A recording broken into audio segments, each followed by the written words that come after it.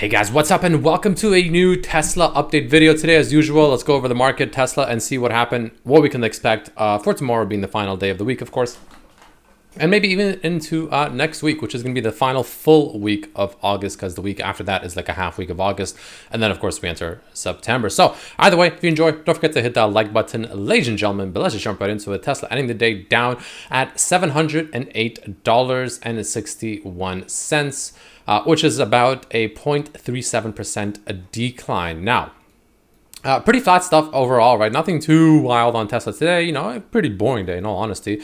The most important thing is the fact that, as you can, I'm sure, see, the 200 moving average has still been defended. So the day that we broke, and then we still held it for the majority of the week, which is kind of what I said I wanted to see, which is a good sign. However, you know, I'm still not fully convinced, only because of this double top pattern, and mainly because I just personally think the market is looking like it's ready to dump soon. Maybe not necessarily tomorrow, but like soon.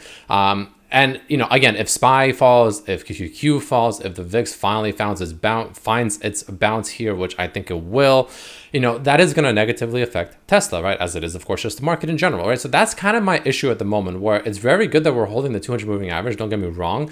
And, you know, there is still a decent chance that maybe Tesla runs up on the hype next week into the split that, you know, it usually does.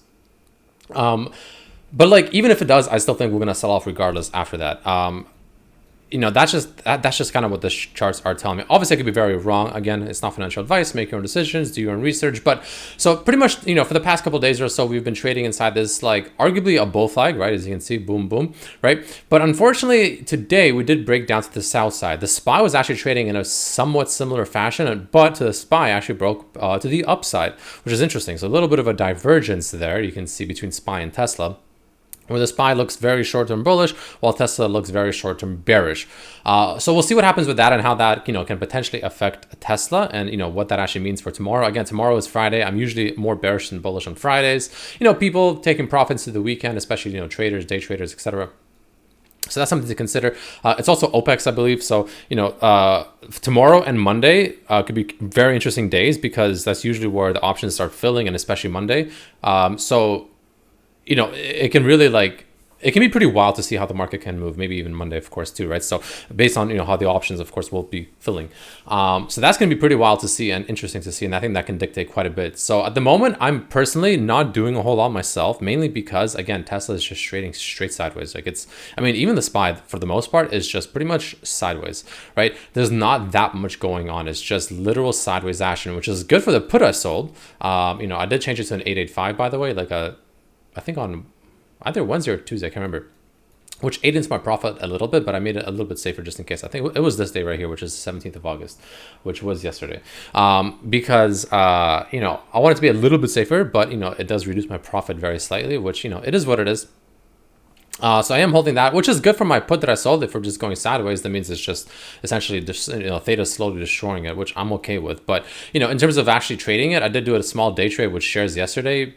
Played, I think I went from 903 to 910, and I sold, I think it was yesterday. Pretty sure it was yesterday. Yeah, I went from 903 to 910, sold that very quickly, you know, made a bit on that. But other than that, I've been kind of, you know, chilling, not really doing a whole lot. So that's just, you know, mainly because Tesla's just going sideways. There's not that much to do here, in all honesty. And I personally think that whether it happens, you know, tomorrow or whether it happens in a week or two, I ultimately think that, you know, we are going to be falling a decent amount soon-ish.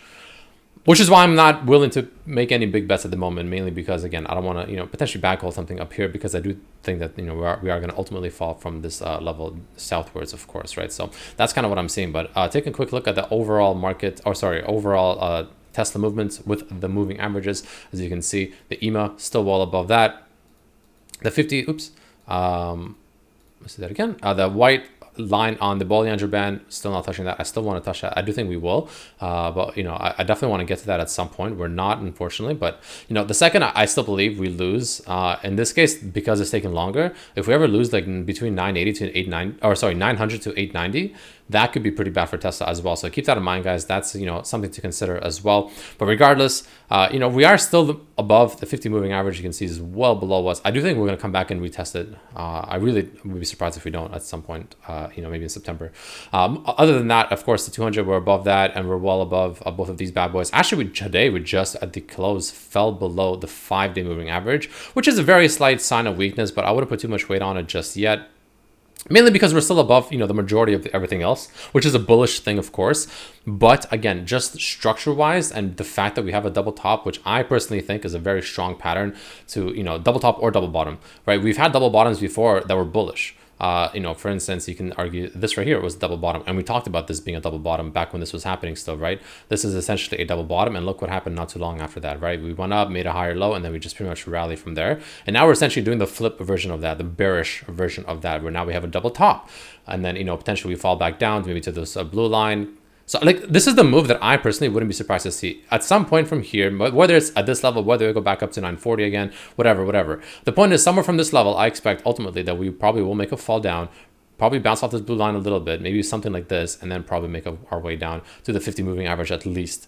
And then, you know, see what happens with that, of course, right? But that's pretty much what I'm seeing at the very moment. And I honestly would be surprised if that does not happen, mainly because also Tesla did slightly break to the downside. So we'll see if there's follow through on that for the bears.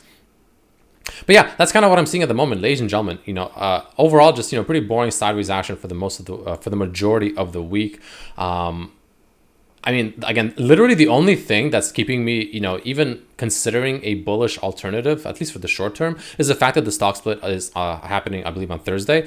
And, you know, and there's usually, especially with Tesla, hype into that, you know, potentially, you know, rallies into something like, you know, news like that, essentially. But, you know, usually it ends up being a sell the news event. But nonetheless, it means that, you know, we could have a little bit of a rally going into the Thursday split. That is definitely not impossible. However, with that being said and done, it feels like everyone and their mother expects a rally into the split, which if the market is good at something, it's good at, you know, being the contrarian essentially, or like, you know, doing whatever everyone thinks is going to happen, the market doing not that, let's just say, right? So it's interesting. Again, until we see like an actual confirmation, I am kind of just, you know, making very safe bets, if you will, nothing too crazy, just kind of chilling for the most part.